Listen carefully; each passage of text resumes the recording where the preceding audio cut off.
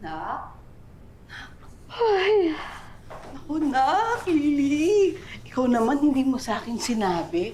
Sikat na pala tong ex mo si Jessie. O, tinan mo magkakaroon ng sariling TV show. Sige na. Ayan. Diba? OMG! Ang hot nga ni Jessie! Parang may naalala ako doon. Anong hot dyan?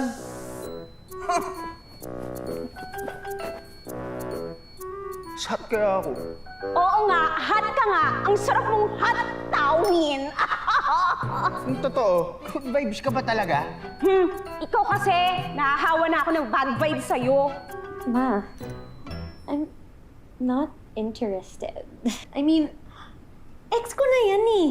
And kaya nga ex, di ba? Because it means ex na siya sa life ko. So I don't care. Anak, baka naman may pag-asa pa kayo. Try mo kayang kontakin. Baka wala pang girlfriend to. Alam mo, gusto ko talaga tong si Jessie. Naalala ko, mabait na bata to. Ayoko siya alalahanin. Nak, Lily, ano ba? Tingnan. Ayan o. Please. I'm busy. Busy, wala ka namang ginagawa dyan. I'm busy being beautiful.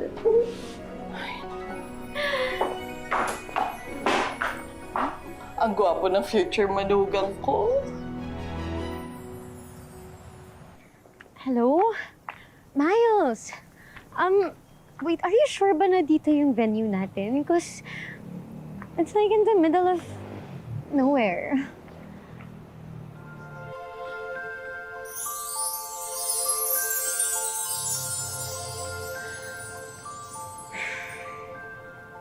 Sige, okay lang. Take your time, huwag ka magmadali. Sige na, I'll call you later. Bye! Ganyan nga, Lily. Enjoy the view! Ito ang view!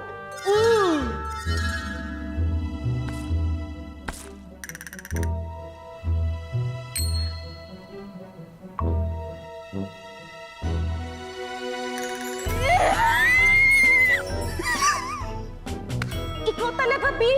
Ang aga-aga, puro bad vibes ka na! Break mo kasi!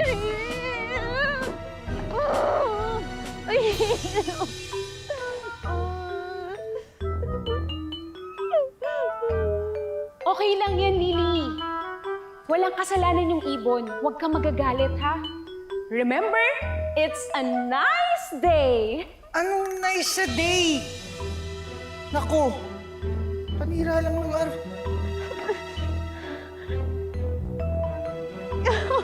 Lily, mainis ka. Okay lang yan, mainis ka.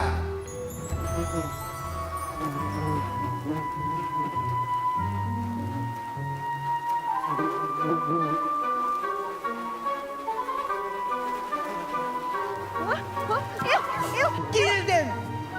Tingin nyo, tingin nyo! Wag, Lily! Kawawa yung mga bubuyog! Be kind to animals! Remember, di ba?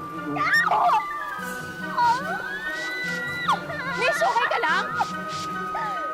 What kind of question is that? Mukha ba siyang okay? Do I look okay? Do I look okay? I mean, don't get me wrong, ha? I know naman na I'm pretty, but do I look okay ba? Do you think this is okay? Ano ka ba, Lily? Thank God for small blessings. At least nga, buhay ka pa eh. May tayo pa ako sa kamay! Oh no! Galit na si ate, girl. Mukhang ikaw may kailangan ng good vibes soon. How am I going to hide this? It's so pangit! Ay, ito po gamitin niyo po para mabawasan na yung pamamaga. Wait nga, where na ba is your boss? Kasi, ang tagal niya. Siya nga nagsabi na nagdemand-demand pa siya na gusto niya makipag-meet here. Ay, tuloy nakikita pa ako ng pupuyog. Where is she? Can you please call her now na? Andito na si Lily Camo, her wedding planner. Miss, ako nga pala si Dora, yung bride.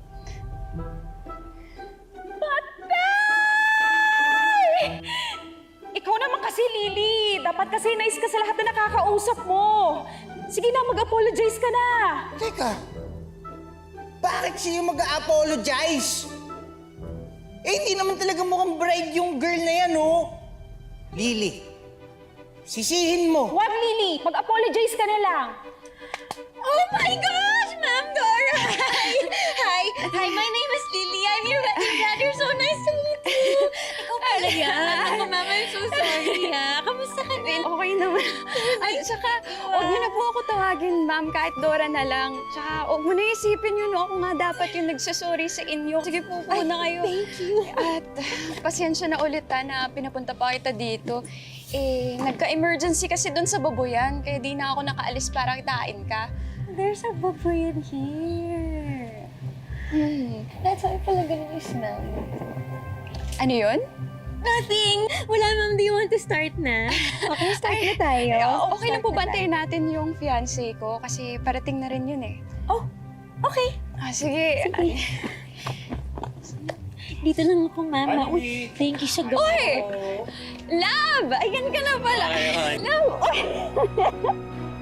Ay, love! Nandito na yung ano natin, yung organizer natin.